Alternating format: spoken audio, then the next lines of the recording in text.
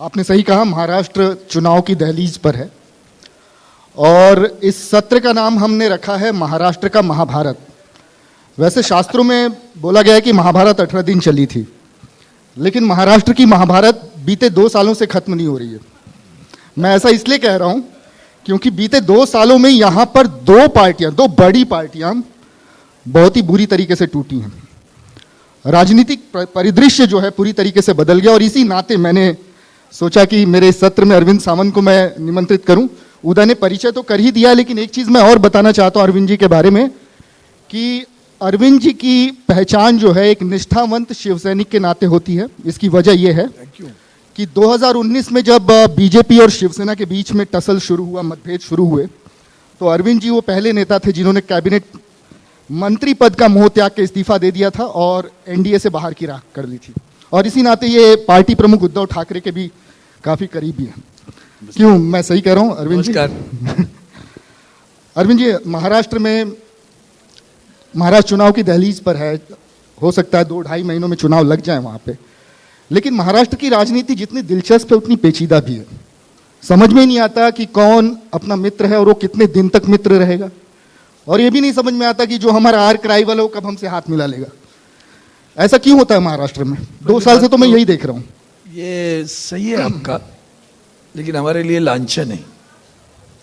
महाराष्ट्र एक राज्य ऐसा था जिसमें राष्ट्र नाम है और उसकी खुद की एक पहचान अलग है, संस्कृति है। विपक्ष का आदर करना, बहस होने दो, विचार प्रकट करो, लेकिन पीठ पे छुरा भोंकने वाली नीति महाराष्ट्र में कभी नहीं थी। और दुर्भाग्यवश पिछले 5 वर्ष में जो नीतियां सत्ता पक्ष से अपनाई गई, कुछ स्वार्थी लोग हमारे पास भी थे, हम दूसरों पर क्यों इल्जाम लगाए, और दोनों मिलकर जो नीति हमारे राज्य में खेली गई है, तो मेरे जैसे कार्यकर्ता के लिए जब मैं सोचता हूं कि पिछले 50 साल से मैं थोड़ा उस राजनीति में ही हूं, तो मैंने कभी देखा नहीं इस तरह का। बिल्कुल आप सही कह रहे हैं। नीति नहीं है अरविंद जी, आप बिल्कुल है। सही कह रहे हैं। गरिमा में राजनीति रही है महाराष्ट्र की। आप कह रहे हैं कि उन्होंने पीठ में छुरा घोंपा, लेकिन वो तर्क देते हैं कि पार्टी को गलत रास्ते पर बचाने के लिए हमने बगावत की, क्योंकि शिवसेना अपनी आइडियोलॉजी से भटक गई थी। पहले ईडी को पूछ लो भैया कि आपकी पार्टी के बचाने के लिए गए कि खुद को बचाने के लिए गए वहां। इस पे एक जो मुख्यमंत्री है उनके ऊपर ईडी की कार्रवाई हो रही थी, वो तो छोड़ो, उसके बावजूद भी मैं इतना ही कहूंगा, जाना था तो भागकर क्यों गए? सामने रखना था, बोलना था, पार्टी की मीटिंग में कहना था कि गलत हो रहा है। भागे कहां पता है ना आपको? पहले गुजरात गए, फिर आसाम गए, फिर गोवा गए। यहां सत्ता पक्ष कौन है? भारतीय जनता पार्टी के राज्य है, तो उनको सुरक्षा किसने प्रदान की? सारी चीजें, इसका खर्चा किसने किया, होटल में कैसे गए, किसने किया, ये सारी गंदी राजनीति। ये तो आपका पक्ष है अरविंद जी, आपका पक्ष है। जब ये शिवसेना में फूट पड़ी थी, मैं थॉरली फील्ड पे था, मैंने कवर किया था, और मैं एकनाथ शिंदे के साथ गए विधायकों के बयान आपको बताता हूं। कईयों की शिकायत ये थी कि पार्टी में उन्हें पार्टी प्रमुख उद्धव ठाकरे उन्हें समय नहीं देते, उनके फंड पास नहीं किए जाते। एक आरोप ये भी था कि एनसीपी के फंड बड़े आसानी से पास हो जाते हैं, लेकिन शिवसेना के विधायक दिनों दिन वर्षा के बाहर खड़े होकर इंतजार करते हैं, उनको समय नहीं मिलता। इस किस्म की शिकायत थी। उन्होंने ये भी कहा कि इस गठबंधन में उनको घुटन होती है। मैं शब्दशः कह रहा हूं, इस गठबंधन में उनको घुटन होती है। ये बात उनके स्टेटमेंट थे। सब झूठ है। एक शब्द में कहूं तो पहली बात, पीठ छुरा भोंकने की बात करता हूं कि जो हमारी गठबंधन रहा, युति रही भारतीय जनता पार्टी के साथ 25 साल, इस देश में सबसे ज्यादा काल अगर कोई भारतीय जनता पार्टी के साथ रहा तो वो है शिवसेना और दूसरा अकाली दल। ये 2 पार्टियां उनके साथ में, उनके बुरे दिनों में भी साथ में रही। सबसे बड़ी बात, वो पार्टी नहीं रही जो आदरणीय वाजपेयी जी की पार्टी थी, अडवाणी जी की पार्टी, ये सब व्यवहारी पार्टी आई। भ्रष्टाचार से पैसों का नहीं होता, भ्रष्टाचार तुम्हारे आचरण में भी होता है, तुम्हारे विचारधारा में होता है।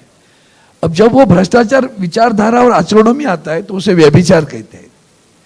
और व्यभिचार इस बात का है कि अगर आपने जबान दी है, वंदनीय बाला साहब ठाकरे जी हमारे पर संस्कार करते थे तो कहते थे, अरविंद जी एक बात ध्यान में रखना, तुम जब किसी को जबान देते हो तो 100 बार सोचो, और एक बार जबान दी तो रघुकुल रीत सदा चली आई, प्राण जाए पर वचन न जाए। अरविंद जी जो दिया वचन वो पूरा करना है। बिल्कुल बिल्कुल। वो वचन भारतीय जनता पार्टी ने पूरा नहीं किया।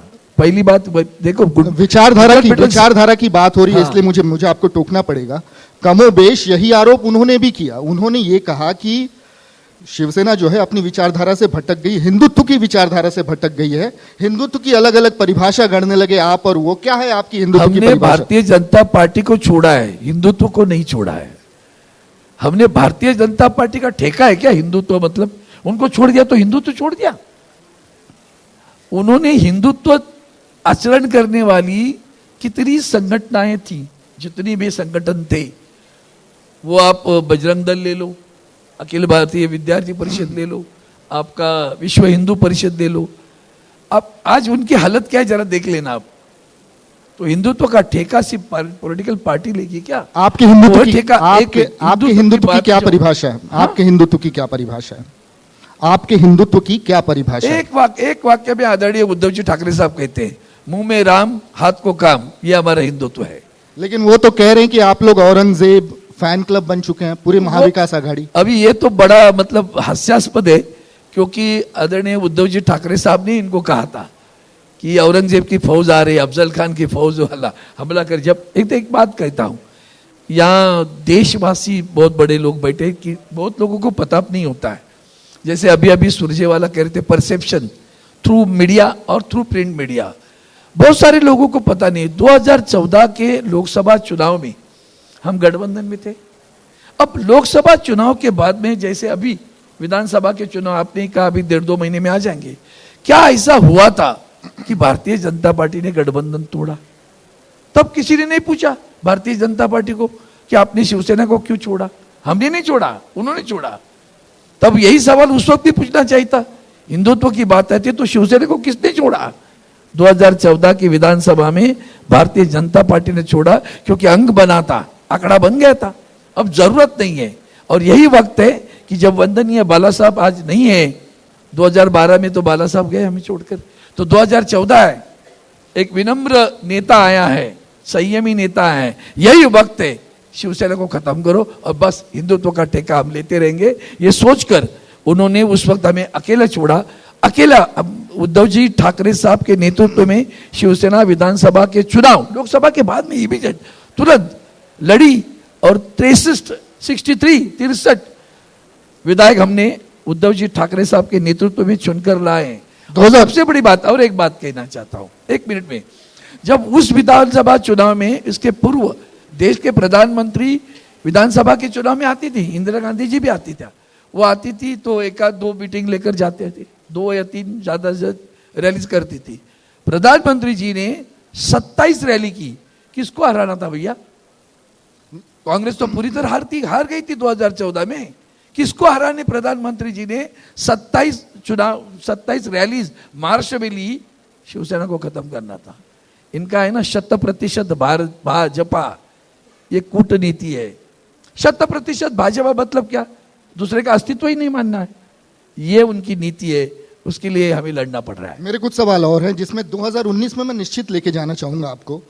2019 में वो कह रहे थे कि मुख्यमंत्री पद की लोलुपता, मतलब उसका लालच, इसकी वजह से नैसर्गिक गठबंधन टूट गया जो कि बीजेपी और शिवसेना के बीच में था। इस दलील से कितना इत्तेफाक रखते हैं आप? सीधा सीधा आरोप जो है उद्धव ठाकरे पर है कि वो मुख्यमंत्री बनना चाहते थे। मैं धन्यवाद देता हूं आपने सवाल पूछा, क्योंकि पूरे भारतवर्ष के, खासकर अन्य राज्यों से भी लोग हैं, देश के, दिल्ली के। आप अभी भी आप आपका होगा आर्काइव्स में क्लिपिंग निकालो, 2014 में विधानसभा में गठबंधन टूटा, आपके माध्यम से ही परसेप्शन आया कि भारतीय जनता पार्टी 2019 में अकेली सत्ता पे नहीं आ सकती। अब बोलना चालना भी बंद हुआ था। सडनली हमारे आदरणीय गृह मंत्री अमित शाह साहब का उद्धव साहब को फोन आया, मिले अभी हमारे पास बेमान आए, हम तो शिवसेना जबान पे चढ़ने वाली पार्टी है, हमने लिखा पढ़ी नहीं की उस वक्त।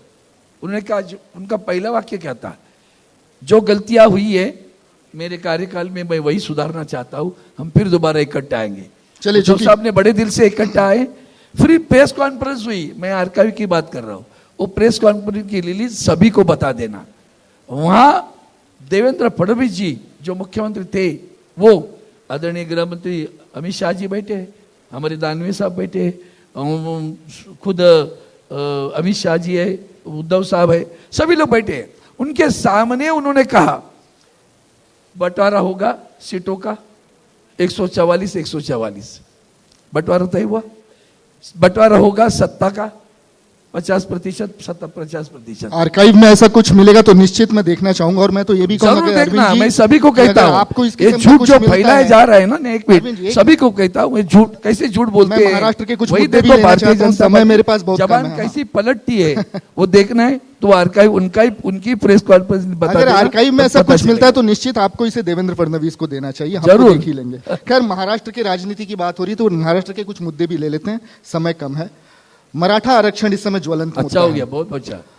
आपको ये दुर्भाग्य नहीं लगता क्या महाराष्ट्र का कि 19 मुख्यमंत्री हुए, 19 में 13 मुख्यमंत्री मराठा, लेकिन आज भी मराठा समुदाय जो है अपनी मांगों को लेकर सड़क पे उतरता है और उन्हें न्याय नहीं मिलता। बहुत क्या वजह लगती है आपको? आपने शुरू में जो कहा था ना, मैंने कहा कि व्यथित हुई इनसे बहुत सारी चीजों से, कि ऐसी गंदी राजनीति कभी नहीं हुई। अब महाराष्ट्र इतना टूटा हुआ है, आपको आश्चर्य लगेगा, जब देश में मंडल कमीशन आया तो इस देश में एक ही नेता था जिसने मंडल कमीशन को विरोध किया था, वह है वंदनीय शिवसेना प्रमुख बाला साहब जी ठाकरे। उनका कहना था कि जाति के आधार पर अब आरक्षण देते जाओगे तो जातियां और दूर होगी, दीवारें खड़ी होगी, एक दूसरे के पास दुश्मन जैसे देखा जाएगा। उससे अच्छा है कि आप एक काम करो, आर्थिक दृष्टया जो पिछड़ा वर्ग है, वो किसी भी जात का हो, पात का, पंथ का हो, धर्म का हो, उसको आगे लाना है। और उसके लिए एक काम करना है, जो पिछड़ा वर्ग है, तो अंग्रेजी में एक कहावत है, don't teach the child to eat the fish, teach the child to catch the fish. उसको सक्षम बनाओ पैर के खड़ा रहने के लिए, वो काम करिए। नहीं हुआ, मंडल कमीशन आया। अब क्या हो गया, अब हमारे संविधान के मुताबिक हम आरक्षण 50% से ऊपर नहीं दे सकते। वो 2-3 केसेस सुप्रीम कोर्ट में हुई तो उन्होंने मना कर दिया। सर, बीच में अब रही टोकना बात आपकी बात पे ही आ रहा हूं मैं। आप बिल्कुल जो बोल रहे हैं उससे मैं आंशिक रूप से सहमत हूं, लेकिन एक बहुत बड़ा आरोप जो है अभी अभी विधान भवन में लगा कि फडणवीस सरकार के कार्यकाल में लगभग मराठाओं को आरक्षण मिल चुका था, लेकिन नहीं भैया, इसके क्यों ये दोबारा जो इसके खिलाफ जो व्यक्ति जो कोर्ट गया, आरक्षण- वो कांग्रेस का व्यक्ति था। नहीं जिससे आप लोग हाथ मिला हाई कोर्ट ने दे दिया, हाई कोर्ट ने पहली बार, वकील वही, स्टाफ वही, सभी वकीलों की फौज वही थे ना, सिर्फ मुख्यमंत्री बदले थे, वही लड़ रहे थे वापस, कोई दूसरी बात नहीं थी। अब सुप्रीम कोर्ट ने मना कर दिया है, अभी तक नहीं, अभी हाल ही में आपने देखा कि नहीं कि जो नीतीश कुमार साहब ने बिहार में किया था 65%, रोक दिया ना। तो कानूनन होना चाहिए ना भैया, नियम उसकी पक्की करो ना, क्यों झूठे वादे करते रहते हो। ये इनका काम है कि लोगों में टुकड़े करो। मराठी जो सारे लोग हैं, मतलब वहाँ धनगर है, जो धनगर या धनगढ़ करके आरक्षण है। मैंने, आप मेरे भाषण सुने पार्लियामेंट में, मैं 10 वर्ष से कहता रहा, एक अक्षर के लिए, शब्द भी नहीं, अक्षर र और ड, धनगढ़ और धनगर, उनको आरक्षण नहीं मिल रहा है। ओबीसी समाज है, उनके वो डर रहे कि इनके आरक्षण से हमारे आरक्षण में घुस जाएंगे। अब ये लड़ाई महाराष्ट्र में जो चल रही है जातिवाचक, वो महाराष्ट्र को बिखरा रही है, टूट रही है, वो अच्छा नहीं लग रहा है। मुझे लगता है हाल ही में आदरणीय उद्धव साहब ने कहा सभी को बुलाओ, सभी को बुलाओ, और ये विषय लोकसभा का है, राज्य का नहीं। लोकसभा में कानून पास कर लो तो आराम से सारा मसला हल हो जाएगा। सत्र खत्म करने के पहले एक आखिरी सवाल मैं लेना चाहता हूं आगामी विधानसभा चुनाव को लेकर। लोकसभा के नतीजों से स्वाभाविक रूप से आप लोगों के हौसले बुलंद हैं, अपेक्षा के हिसाब से आप लोगों को परिणाम मिले हैं। विधानसभा की 288 सीटों में शिवसेना कितने सीटों पर लड़ने की तैयारी कर रही है? हमने ये नहीं किया, आंकड़ा नहीं तय किया, हमने ये तय कर लिया है कि जीतेगा, जो सीट जीत जो पार्टी जीत सकती है वो पार्टी वो लड़ेगी। और हमने ये तय कर लिया है कि आने वाले चुनाव में हमने गठबंधन कैसे किया अनुभव कर लिया, लोगों ने, लोगों पे विश्वास आया है, जनता को विश्वास आया है, पार्टियों को भी विश्वास आया है। हम गठबंधन लड़ेंगे और देखेंगे किसी भी हालत में 180 से ज्यादा सीट हमारी गठबंधन जीतकर वहां गठबंधन की शासन वहां आ जाएगा। ये हमारी कोशिश है और उसमें हम सफल हो जाएंगे, ये भी विश्वास है। इंडिया न्यूज मंच पर हमारे साथ जुड़ने के लिए अरविंद जी आपका बहुत बहुत धन्यवाद। For more such videos, subscribe to the NewsX YouTube channel, hit the bell icon.